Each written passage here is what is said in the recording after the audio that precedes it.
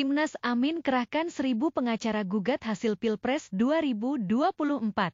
Siap hadapi Prabowo Gibran di MK. Tak main-main, Timnas Amin bakal mengerahkan 1.000 pengacara untuk menggugat hasil Pilpres 2024. Timnas Amin pun siap menghadapi Prabowo Gibran di Mahkamah Konstitusi, MK. Juru bicara Timnas Amin Iwan Tarigan mengatakan, nantinya Ketua Tim Hukum Nasional Amin Ari Yusuf Amir memimpin gugatan sengketa hasil Pilpres 2024 di MKI. Kemudian akan dibantu oleh Ketua Dewan Pakar Amin Hamdan Zulfa, anggota Dewan Pakar Amin Refli Harun. Pengacara dari tim hukum Amin, ada 1.000 orang yang akan support, mendukung di MK, ucap Iwan saat dihubungi wartakota.live.com Jumat, 15 Maret 2024. Dia menyebutkan terkait pengajuan gugatan akan dilakukan di waktu yang tepat. Pihaknya memastikan saat ini sudah sangat siap mengajukan gugatan Pilpres di MK. Selain itu, tim hukum Amin juga telah mengantongi data dan bukti kecurangan yang terjadi selama proses penyelenggaraan Pilpres 2024.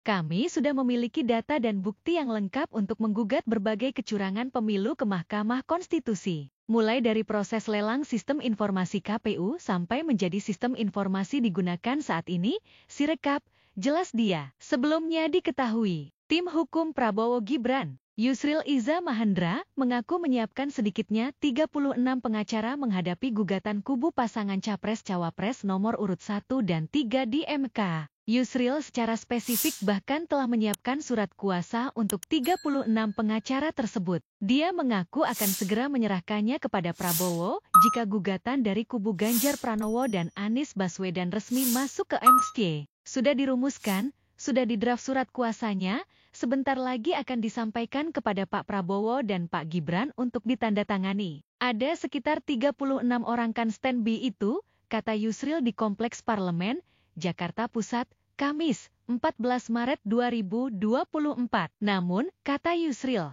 gugatan tersebut baru resmi bisa masuk setelah pengumuman atau penetapan rekapitulasi penghitungan suara KPU pada 20 Maret mendatang. Kubu Ganjar dan Anies diberi waktu 3 hari untuk melayangkan gugatan sengketa hasil pemilu ke MEK. Nantinya, kata Yusril, kubu Prabowo Gibran akan menjadi pihak terkait. Yakin kurang. Juru bicara tim pemenangan nasional, Timnas Amin, Iwan Tarigan meyakini Prabowo Gibran melakukan kecurangan untuk memenangkan Pilpres 2024. Tak hanya itu, menurut dia, kecurangan tersebut tak luput dari bantuan Presiden Joko Widodo, Jokowi. Kemenangan itu diperoleh dengan cara curang yang TSM dibantu oleh Presiden Jokowi jauh sebelum Pilpres dilaksanakan pada yang sangat mudah kita lihat, ujarnya. Iwan menduga, Mahkamah Konstitusi, MK, Komisi Pemilihan Umum, KPU, hingga Badan Pengawas Pemilu, Bawaslu, turut membantu kecurangan kubu Prabowo Gibran. Selain itu, Iwan turut menyinggung dugaan keterlibatan perangkat negara dan desa dalam praktik kecurangan tersebut. Mereka aktif menjadi tim sukses dan penggunaan anggaran bansos yang berasal dari APBN. Artinya cara-cara yang dilakukan meraih kemenangan di Pilpres 2024 ini adalah cara pemenangan paling buruk sejak reformasi 98, katanya. Dengan alasan-alasan tersebut, Iwan menyatakan Timnas Amin menolak kemenangan Prabowo Gibran di 21 provinsi. Ia juga menyatakan Timnas Amin akan terus mendorong pengguliran hak angket dugaan kecurangan pemilu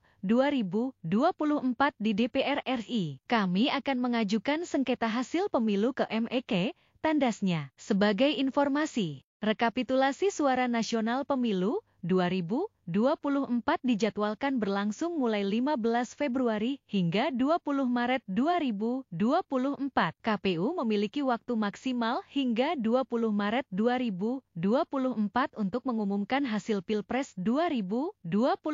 Anggota KPU RI, Agus Melas memaparkan proses rekapitulasi nasional masih berlangsung beririsan dengan proses rekapitulasi berjenjang di tingkatan provinsi.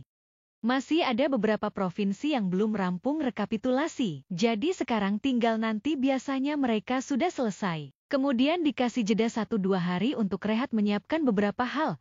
Tapi mungkin untuk kedepannya sehari cukup, jelas Agus. Ditemui di kantor KPU RI, Rabu, Proses rekapitulasi nasional dilakukan dengan metode dua panel yang digelar dalam rapat pleno terbuka yang dihadiri oleh saksi paslon, partai, maupun Bawaslu.